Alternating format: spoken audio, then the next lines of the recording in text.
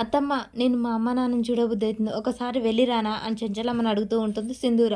చెంచలమ్మకెమ్మటే కళింగ దాడి చేసిన విషయం గుర్తు చేసుకుంటూ ఉంటుంది. అత్తమ్మ వెళ్ళి రానా అని చెప్పేసి అనగానే చెంచలమ్మ రవిబాబు వైపు చూస్తూ ఉంటుంది. ఇంకా రేణుక వాళ్ళ ఆయన మూతి తిప్పుకుంటూ అలా నిలబడతారు. చెంచలమ్మ ఒక్కసారిగా బసవా, చంటి అని పిలుస్తూ ఉంటుంది. వాళ్ళొస్తారు.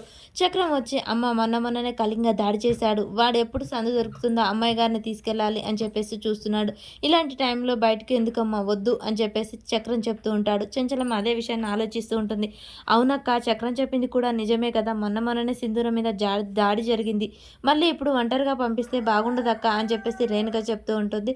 ఇక అక్కడ ఉన్న వాళ్ళందరూ రవిబాబు అందరూ అలాగే అనగానే చెంచలమ్మ మాత్రం సింధూర వైపు చూస్తూ ఉంటుంది. వాళ్ళ అమ్మ నాన్నని చూడాలి అన్న కోరిక సింధూరలో ఉండడంతో చెంచలమ్మ ఆ విషయాన్ని గమనిస్తుంది. రవిబాబు కూడా పెద్దమ్మ సింధూరాన్ని పంపకపోవడమే మంచిది కదా అని చెప్పేసి అంటూ ఉంటాడు.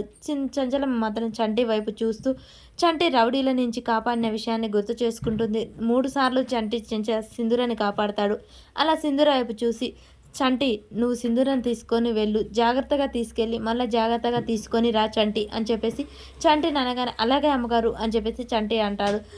పెద్దమ్మ ఇప్పుడే కదా మేము అందరం ఎందుకు అలా పంపుతున్నావు సింధూరని అనగానే నాకు అన్నీ తెలుసు, నేను అన్నీ ఆలోచించే చెప్తున్నాను, మీరెవరు మాట్లాడాల్సిన అవసరం లేదు అని చెప్పేసి చెంచలమ్మ అంటుంది. ఇక ఇద్దరితో రేణుక వాళ్ళ ఆయన రవిబాబు అందరు నోరు మూసుకుంటారు.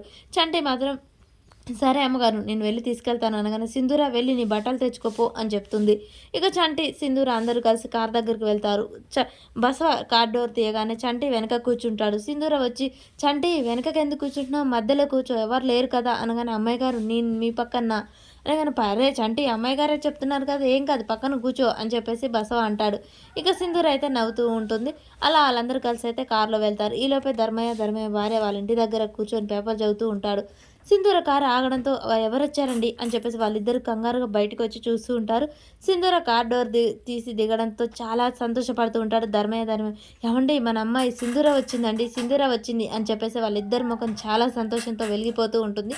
ఇక చంటి సింధూర అయితే ఒకేసారి ఇంట్లోకి వస్తూ ఉంటారు. మరి సింధూర చంటి గురించి చెప్పడానికే వస్తుందా, అసలు ఎందుకు వస్తుంది ఇక్కడికి అనేది నెక్స్ట్ వీడియోలో తెలుస్తుంది.